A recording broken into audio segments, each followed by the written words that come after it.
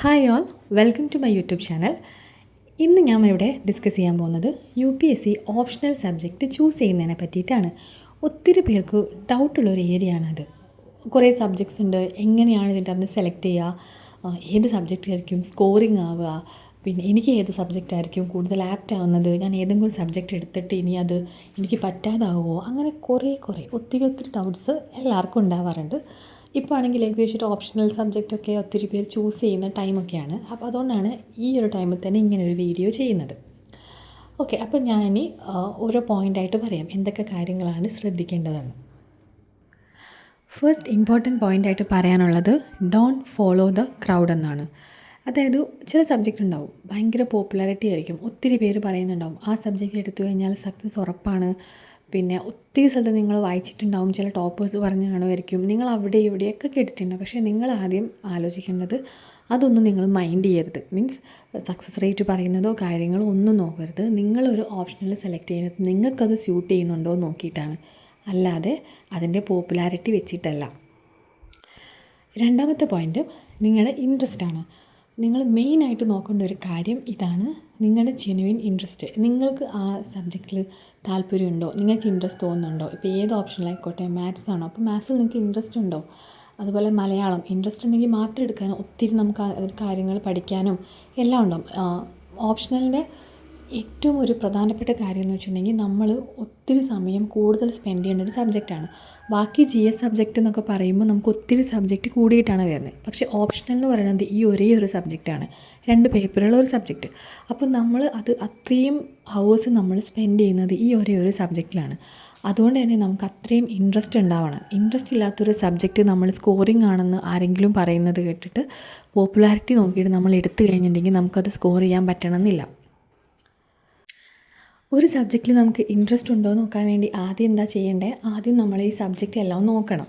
അപ്പം UPSCയുടെ സൈറ്റിൽ പോയിട്ട് ഓപ്ഷണൽ ഏതൊക്കെയാണെന്ന് നോക്കുക, ഏതൊക്കെ ഓപ്ഷണൽസാണ് UPSC പ്രൊവൈഡ് ചെയ്തിട്ടുള്ളത് നോക്കുക. അതിനകത്തുനിന്ന് നിങ്ങൾക്ക് താല്പര്യമുള്ള ഏതൊക്കെയാണ് കുറച്ച് സബ്ജക്റ്റ് ഒന്ന് ഷോർട്ട് ലിസ്റ്റ് ചെയ്യാം. ആദ്യം തന്നെ ഒരു സബ്ജക്റ്റ് സെലക്ട് ചെയ്യുന്നതിന് പകരം നിങ്ങൾ ഷോർട്ട് ലിസ്റ്റ് ചെയ്യുക കുറച്ച് സബ്ജക്റ്റ്. അത് ഷോർട്ട് ലിസ്റ്റ് ചെയ്തതിന് ശേഷം അതിൻ്റെ സിലബസ് എല്ലാം ഒന്ന് വായിച്ച് നോക്കുക. എത്ര സബ്ജക്റ്റാണോ നിങ്ങൾ ഷോർട്ട് ലിസ്റ്റ് ചെയ്തത്, എല്ലാ സബ്ജക്റ്റിൻ്റെയും സിലബസ് എല്ലാം ഒന്ന് കംപ്ലീറ്റ് ആയിട്ട് സിലബസ് എല്ലാം വായിച്ച് നോക്കുക. അപ്പോൾ നിങ്ങൾക്ക് ഏകദേശം ഒരു ഐഡിയ കിട്ടും ഈ സബ്ജക്റ്റിൽ എന്തൊക്കെയാണ് ഉദ്ദേശിക്കുന്നത്, എന്തൊക്കെ ടോപ്പിക്സ് വരാം, എത്ര ഡെപ്തിലാണ് പോകുന്നത്, ഇങ്ങനത്തെ കാര്യങ്ങളെക്കുറിച്ചൊക്കെ ഒരു ഐഡിയ കിട്ടും. സിലബസൊക്കെ നോക്കി മനസ്സിലാക്കി കഴിഞ്ഞാൽ അടുത്തത് ചെയ്യേണ്ടത് PYQs, പ്രീവിയസ് ഇയർ ക്വസ്റ്റ്യൻസ് ഉണ്ടാവും ഓപ്ഷണൽ സബ്ജക്റ്റിൻ്റെ. ഒരു 5 to 10 ഇയേഴ്സിൻ്റെ ക്വസ്റ്റ്യൻ പേപ്പറെങ്കിലും എടുത്ത് വെച്ചിട്ട് നോക്കുക ക്വസ്റ്റ്യൻസ് ഏത് ടൈപ്പാണ് വരുന്നത്. പിന്നെ ആ ക്വസ്റ്റ്യൻ പേപ്പർ വെച്ചിട്ട് തന്നെ ടോപ്പേഴ്സിൻ്റെ ആൻസർ കീ വെച്ചിട്ട് നോക്കാം, ഏതൊക്കെ രീതിയിൽ ആൻസേഴ്സ് എഴുതുന്നത്, എത്ര ഡെപ്തിലാണ് പോകുന്നത്, എനിക്കിത് പഠിച്ചു കഴിഞ്ഞാൽ എഴുതാൻ പറ്റുമായിരിക്കുമോ, അങ്ങനത്തെ കാര്യങ്ങളൊക്കെ നമുക്ക് ഈ ഒരു PYQ അനാലിസിസിലൂടെ നടത്താം. പിന്നെ കറണ്ട് അഫെയർസ് ചോദിക്കുന്നുണ്ടെങ്കിൽ അത് ഏത് രീതിയിലാണ് കറണ്ട് അഫെയർസ് ചോദിക്കുന്നത്, റിപ്പീറ്റഡ് ആയിട്ട് ക്വസ്റ്റ്യൻസ് വല്ലതും വരുന്നുണ്ടോ, അങ്ങനത്തെ കുറേ ഡീറ്റെയിൽസ് നമുക്ക് ഈ സിലബസ് നോക്കി അതിനുശേഷം PYQയും കൂടെ നോക്കുന്ന സമയത്ത് നമുക്ക് മനസ്സിലാവും.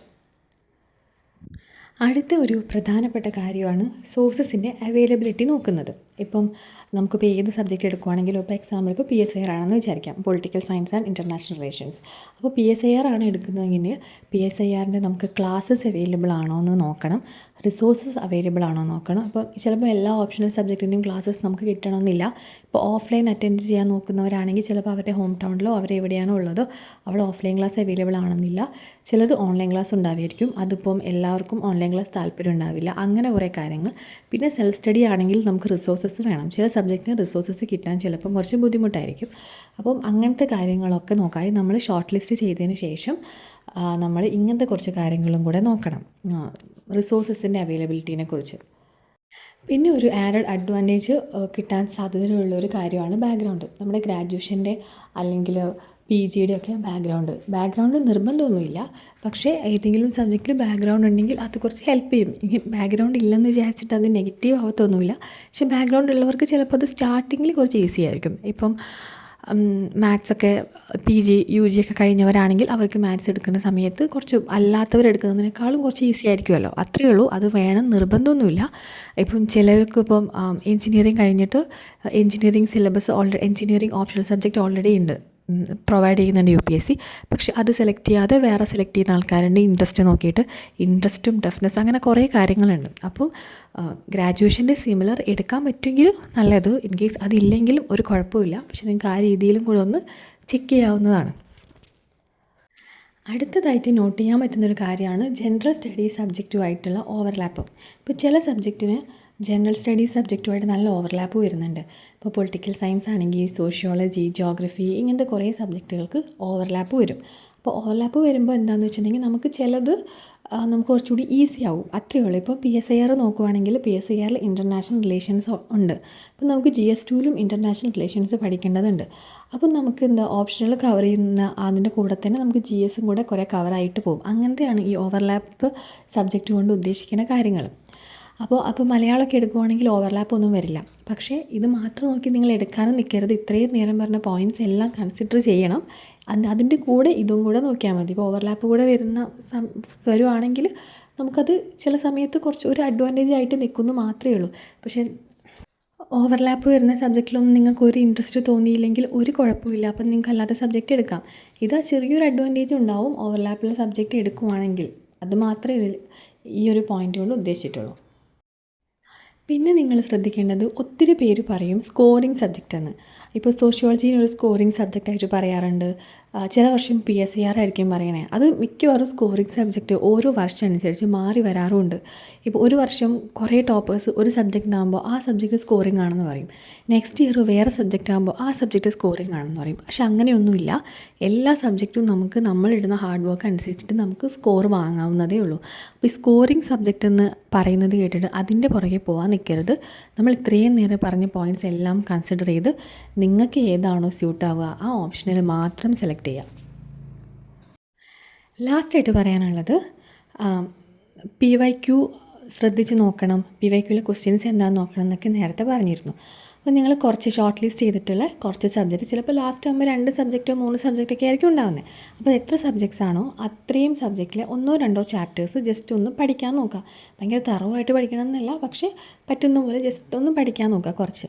അപ്പോൾ പഠിച്ചിട്ട് അതുമായിട്ട് ബേസ് ചെയ്തിട്ട് 1-2 ആൻസേഴ്സ് എഴുതാൻ പറ്റുന്നുണ്ടോ എന്ന് നോക്കാം. ഇതും നല്ലൊരു മെത്തേഡാണ്. അപ്പോൾ കുറച്ചും കൂടെ നമുക്ക് മനസ്സിലാവും, നമുക്ക് ഇത് പഠിച്ചു കഴിഞ്ഞാൽ ഇതിനകത്ത് ആൻസേഴ്സ് നമുക്ക് എഴുതാൻ പറ്റുമല്ലേ, അതിന് ഈ സബ്ജക്റ്റാണ് എനിക്കതിന് കുറച്ചും കൂടെ പറ്റുന്നത്, ഇതാണ് എനിക്ക് സ്യൂട്ട് ചെയ്യുന്നത്. ആ കാര്യത്തിൽ നമുക്ക് കുറച്ചും കൂടെ ഒരു ഐഡിയ കിട്ടും. ഈ ഒരു ഇങ്ങനെ PYQ നോക്കിയിട്ടും അതിൻ്റെ ആൻസേഴ്സ് ചെയ്ത് നോക്കുവാണെങ്കിൽ. അതും റാൻഡമായിട്ട് എടുത്ത് ചെയ്യരുത്. ഏതെങ്കിലും ചാപ്റ്റർ പഠിക്കുക, ആ ചാപ്റ്റർ റിലേറ്റഡ് PYQ തന്നെ സെലക്ട് ചെയ്തിട്ട് ആൻസേഴ്സ് എഴുതി നോക്കുക. അതുപോലെ പറ്റുവാണെങ്കിൽ ടോപ്പേഴ്സിൻ്റെ ആൻസർ കീയും കൂടെ നോക്കുക. ആ സെയിം ക്വസ്റ്റ്യൻ തന്നെ ടോപ്പേഴ്സിൻ്റെ ആൻസർ കീ ഒക്കെ അവൈലബിൾ ആണെങ്കിൽ അതൊക്കെ കൂടെ നോക്കുക. ഇത്രയൊക്കെയാണ് ഒരു UPSC CSE ഓപ്ഷണൽ സബ്ജക്റ്റ് എങ്ങനെയൊക്കെ സെലക്ട് ചെയ്യാമെന്നുള്ളത് ഇതിൽ പറയാനുള്ളത്. ഞാനിപ്പോൾ ഇവിടെ ഒരു ലിസ്റ്റ് പ്രൊവൈഡ് ചെയ്യാം, എത്ര സബ്ജക്റ്റൊക്കെയാണ് നമുക്ക് UPSC ഓപ്ഷണൽ സബ്ജക്റ്റ് സെലക്ട് ചെയ്യാൻ വേണ്ടി തരുന്നതെന്ന്. നമുക്കൊരു മെയിൻ സബ്ജക്റ്റ് 25 സബ്ജക്ട്സ് ആണ് തരുന്നത്. പിന്നെ ലിറ്ററേച്ചർ സബ്ജക്ട്സ് വേറെയും വരുന്നുണ്ട്. എല്ലാത്തിൻ്റെയും ലിസ്റ്റ് ഇതവിടെ പ്രൊവൈഡ് ചെയ്യുന്നുണ്ട്. അപ്പം ജസ്റ്റ് ഈ ലിസ്റ്റ് ഒന്ന് നോക്കാം. പിന്നെ UPSC സൈറ്റിൽ പോയിട്ട് നോക്കാം. അതിനുശേഷം നേരത്തെ പറഞ്ഞ പോലെ നിങ്ങൾ ഷോർട്ട് ലിസ്റ്റ് ചെയ്യുന്നത് ഏതൊക്കെ സബ്ജക്ട്സ് ആണോ അത്രയും സബ്ജക്ട്സിൻ്റെ സിലബസൊക്കെ നോക്കി PYQ നോക്കി ആൻസേഴ്സൊക്കെ എഴുതിയിട്ട് മാത്രം ഡിസൈഡ് ചെയ്യുക. പെട്ടെന്ന് 1-2 ദിവസം കൊണ്ട് ഡിസൈഡ് ചെയ്യേണ്ട ഒരു കാര്യമല്ല ഓപ്ഷണൽ. അത്രയും അവേഴ്സ് നിങ്ങൾക്ക് സ്പെൻഡ് ചെയ്യാനുള്ള ഒരു സബ്ജക്റ്റാണ്. അപ്പോൾ ഡെയിലി ഒരു 3-4 അവേഴ്സൊക്കെ നമ്മൾ ഈ ഒരു സബ്ജക്റ്റിന് മാത്രം സ്പെൻഡ് ചെയ്യണം.